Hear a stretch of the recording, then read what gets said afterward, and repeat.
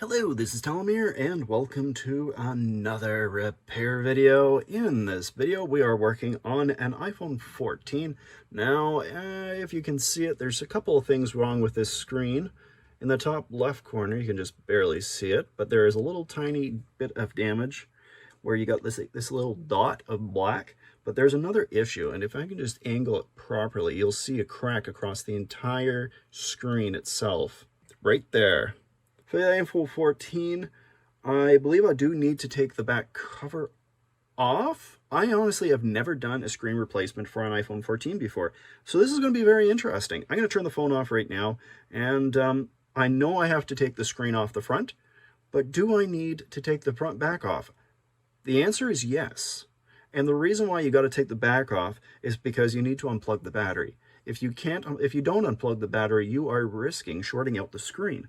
So we don't want to do that. To begin with, we're going to need to take out these screws out the back, the pentalobe screws. Now we're going to heat this up just like you would any Android phone. It's a really bizarre thing to say. I still start off from the top there. Sometimes all I need is the suction cup. Sometimes it works well to use the suction cup alongside using a number 17 chisel blade just to get the alcohol flowing into the crevices underneath. You got to be a lot more careful though than you would any screen, just because the possibility of it breaking this is a lot higher. Let's see what my suction cup will do. You see? Nothing. Barely anything's happening. I'll try putting in some alcohol without using the chisel blade first. Maybe it'll help it along without having to use the chisel. It's working a little bit. Not enough though. I'm going to heat it back up, and we're going to have to switch over to that chisel blade. That's working, I think. That did it. Now, because of what this is, you cannot use the old picks for this. You have to use a plastic card. If you use the picks, it will likely break the glass. You really don't want that.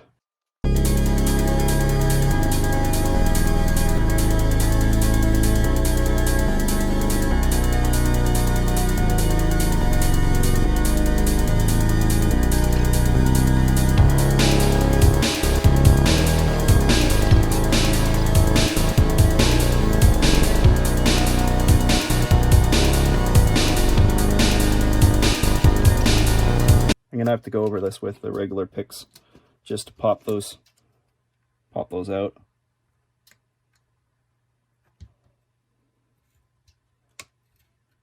I think that'll do it. There we go. So there's that cable there, and there's the battery cable right there. Get myself some misc screws to hold that up. You'll notice that this the charge cable, it's actually stuck down with a little bit of adhesive, which is a little bit annoying, but it is what it is. So that's all done. I got that charge cable up. We're not going to short out anything while I'm working on the screen. Let's heat up that screen now. Let's see how easy the screen is to get up. Nope. Okay. That means that I do need to use the razor blade. That's all there is to it. There. Oh, that's beautiful. They did it just like the Google Pixel. It's underneath here. A lot of phones wrap them around the front and then onto the motherboard, but a lot of the Google Pixel phones instead put it directly underneath the screen. It makes it so much easier. I'm so happy to see that. Okay, but they have another one here as well. I guess that's for the face cam, or they should say Face ID. I should be able to just pry this up with a nail. Yes, that was easy. And I just gotta get that shield there. Come on, there. Put it right here. Shield goes there. Look at that. There's an actual bend in the frame. Oh my, that seal is immaculate. You guys, we're gonna have to forgive me. I am gonna reuse this seal. It is in perfect shape. I do have another seal as well, and I think I'm gonna use it for this side because that seal has been pretty banged up. Okay, I gotta get this off, and I think it's this chip that I gotta get off. I might do some research and just see what I'm supposed to do. So I'm gonna look into that. I'm gonna do a bit of a search on how to do, look for a tutorial on how to do an iPhone 14 chip swap. I remember where I was at with the iPhone 14 when I was working away on this. The plan is to do the IC chip replacement over to the new screen in order to basically get rid of that unknown part message. So I had to do a bunch of research, which I did, and there was a video that was really good from Rewa. I'm going to link that video in the description.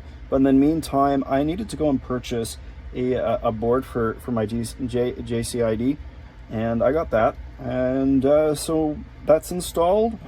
I'm just going to be transferring over the information from the old screen over to the new one for True Tone. And so all you really need to do is just get that connector, and you're going to plug it into one of these. I think it's the very bottom one. Yeah, it's this one right here. And then copy the information over, and then I'm going to write it over to the new screen. So it should, the moment that what is that? To avoid damage to the screen by writing to the original color code, please scan the code for instructions. I'm not going to worry about that. I'm pretty sure it's going to be very straightforward. I'm just going to be putting it, I think it's this direction. Now you just need to start off by reading it. Okay, so far so good. We do have the information there. Just a few pieces of information I'm looking at, and I want to try to remember. JLD 3013. And it ends in 983. So let's pop this off. Let's move over to the new screen, and let's get that information copied over. Okay. Now I'm going to write the information. I'm going to choose 1414 plus because that's what it is. It is. If this doesn't work, then I can try it again, I'm pretty sure. Very good. It looks like, I think, True Tone is functioning. So I'm going to turn the phone back off, and we're going to get into the next process, which involves this little guy right here, where I need to take a tiny little chip from, where did the other screen go? There it is. And you see that little guy right there? That is what I need to remove. So once I get that removed, I got to transfer it. I got to clean it up too, but I got to transfer that chip to those tiny little pads there. So it's hopefully not going to be too much work. They made it look pretty straightforward. They did it about, I don't know, probably 8 to 10 minutes in the video. Hopefully this is going to work out. So the first thing I got to do with this is I need to get this adhesive up here first. So there's a few ways to do it. If you want to save the screen, the best thing to do is to use alcohol to get it peeled up, from what I saw in the video. But another really easy way is to simply heat this up with the heat gun and then just peel it back. So that's what I'm going to do right now. I'm not really going to show that on camera because I don't really have enough hands to do that. But yeah, let's get to that being done. Okay, as you can clearly see the chip right there. All we're just going to have to do, I read, is that I'm supposed to put it at about, I think, a 3, which is kind of like 30%-ish, maybe 35-40% for airspeed, and 380 degrees Celsius on my heat gun. So we're just going to have to heat this up. It shouldn't, in theory, take all that long. I'm going to flip this around so I got easier access. There we go.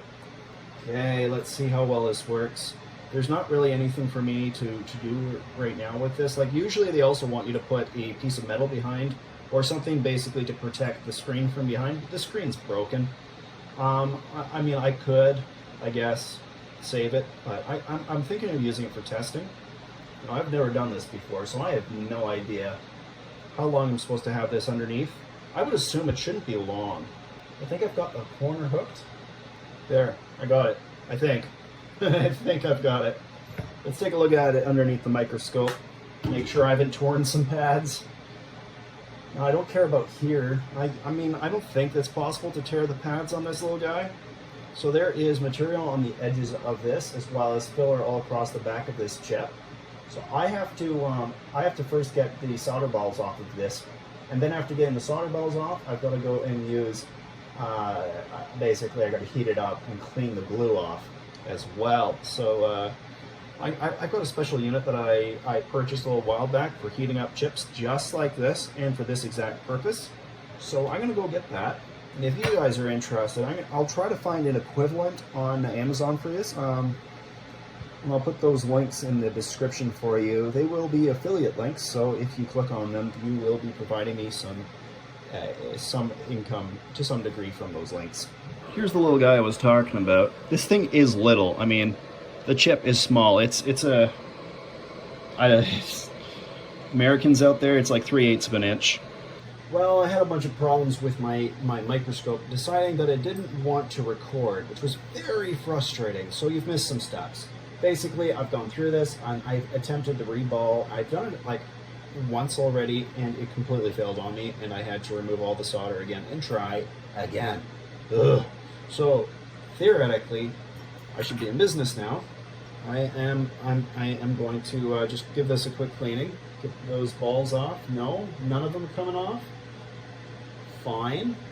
All I care about is what's underneath. The chip is still kind of connected to the board. Okay. Let's see how that looks. Just don't want to see any bridges. No bridges. I don't want to see any bridges, and I don't want to see any missing balls. Those are the two problems that I encountered last time. So it looks okay. I'm going to go and do a reflow, because I do believe that is part of the process that I'm supposed to do, is to give it a quick reflow. And once they turn nice and shiny, cool down, just give it a quick clean. And if everything is good, and I see all of them go nice and shiny, mirror-like, then we'll know that we are in business, and then I can move on to the next step. This has been very, very frustrating.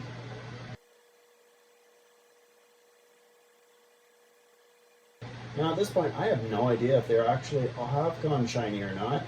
They look like they may have. Have they? I didn't even see them transition. They look like they are.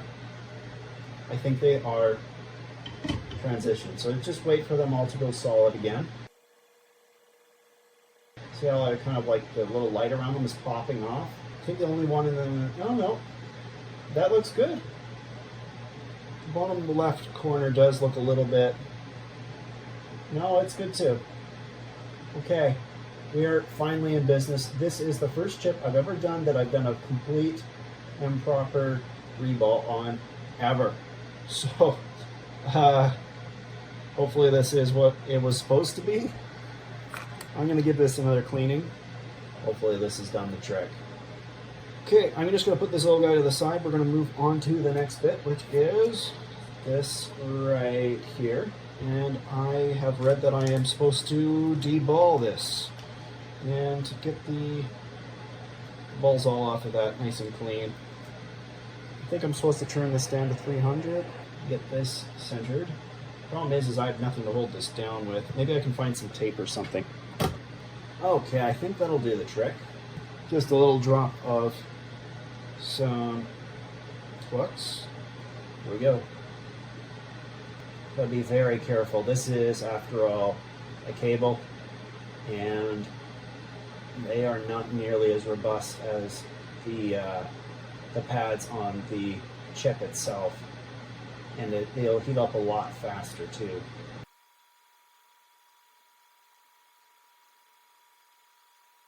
Alright, let's give this a clean and see if there's any balls that I missed. Looks like I missed one in the top right corner there.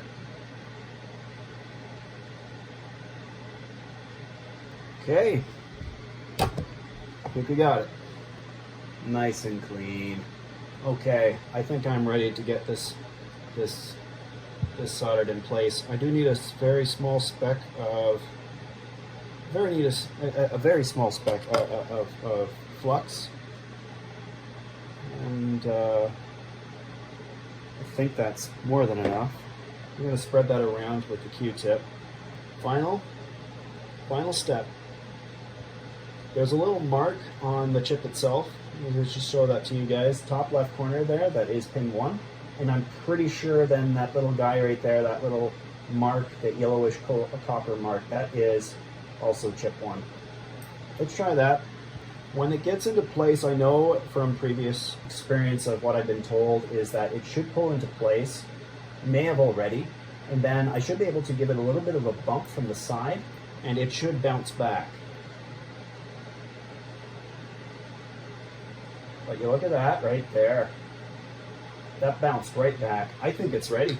It's still rather hot. The last process of this job is to solder it to the back of the cable that's for the new screen. while that is cooling down, I'm going to put it to the side for the moment. You guys can see what I'm talking about. It's right underneath this spot right here where it says transferable IC chip. Now, if you look on the underneath, there is a place that I'm supposed to install it on. And it's right here. You see that little bit of adhesive? That black strip there, that underneath there, there's some pins. So I have to take this little strip off, and then underneath there is where I need to go. I gotta save the tape for later because I will be reusing it. But there is what they call test points underneath the cable. Here. Right there. And I gotta solder that cable to that. I'm pretty sure it goes like this. And that's over towards the cable itself. I'll get the protective strip off of the adhesive. And then I can glue this down, and then I gotta solder those pins in place. Here as it is right there, and it's going right here. Those are the little test pins right there, and I just gotta go and match it up following the cable. And then after that, those little dots right there, I gotta solder those to these ones right here. So let's give that a go.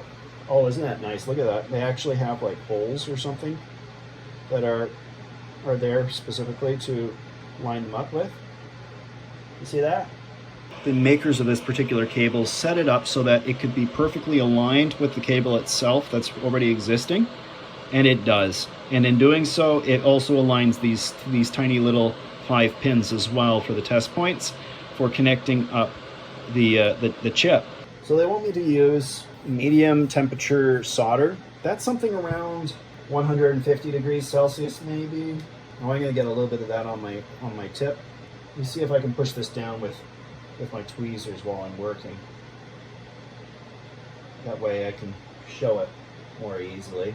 Right there, because that's the end of the cable right there.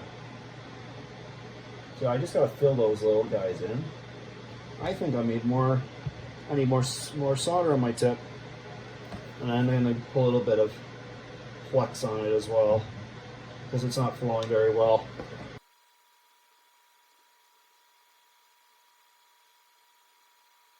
I just gotta give it a wipe down, give it a clean, and we should be in business.